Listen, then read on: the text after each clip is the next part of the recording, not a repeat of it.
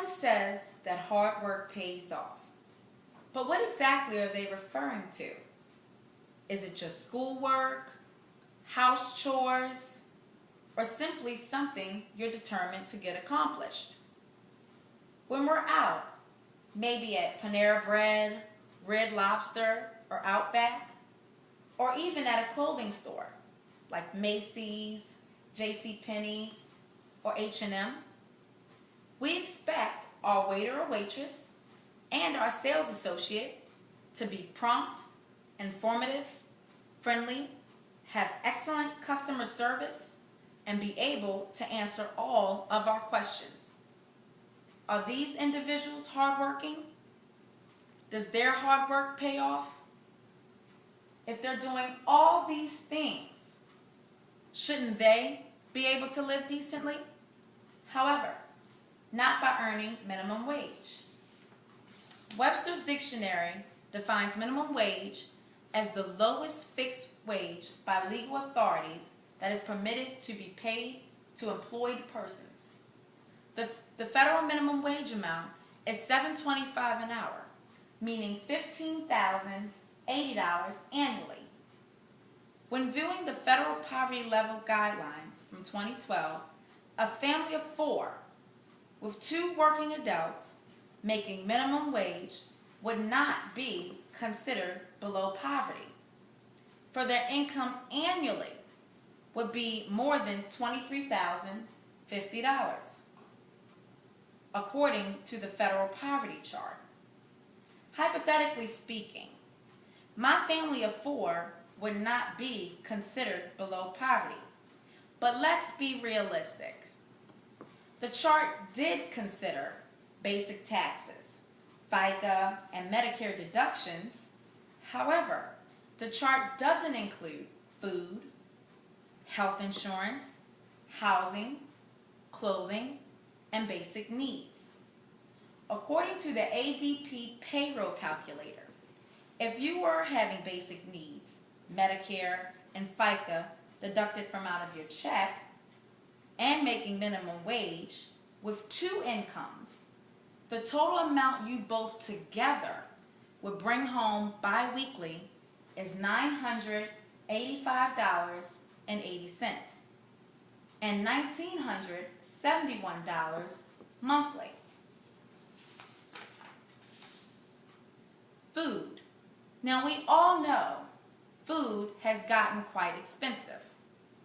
Food costs $548 a month on a thrifty food plan, according to the USDA food plans. Should we even talk about rent and basic utilities? Not even mentioning basic Comcast cable and internet connection? As of 2009, average rent cost was $1,037 for 2 bedrooms in Baltimore, Maryland. But I'll say you find a semi-decent neighborhood with rental at about $800. Now, looking at just these figures, and I added in 2 Cricket phones that are $40 each, that are to be used as personal and landline. My family only has $468.60 left over a month, and our needs still aren't all met. Like, how are we supposed to get to and from work? You should all be able to see where this is going.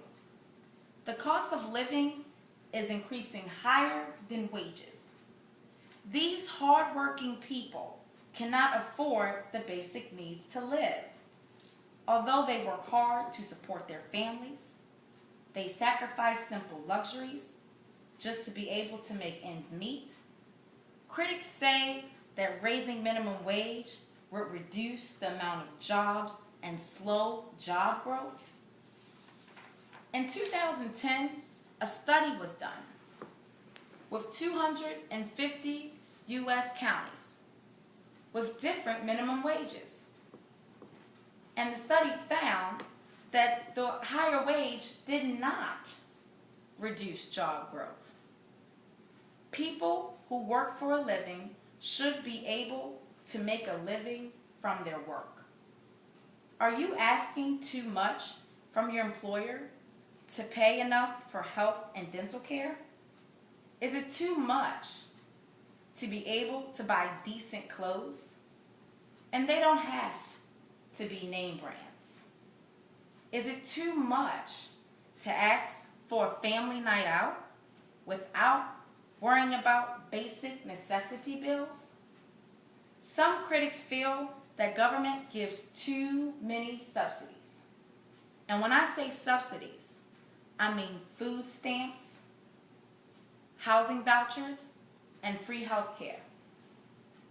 If you don't want to pay for subsidies, then the only other alternative is to increase wages. This way, folks like you and me will be able to afford the cost of living. What needs to happen immediately is that wages need to rise each year to keep up with inflation. Legislation like the Fair Minimum Wage Act, which calls for more decent wage, should be introduced and passed. In this day and age, when corporate profits are high and CEOs have million-dollar retirement plans, would $2.75 additional an hour be way too much for us to ask?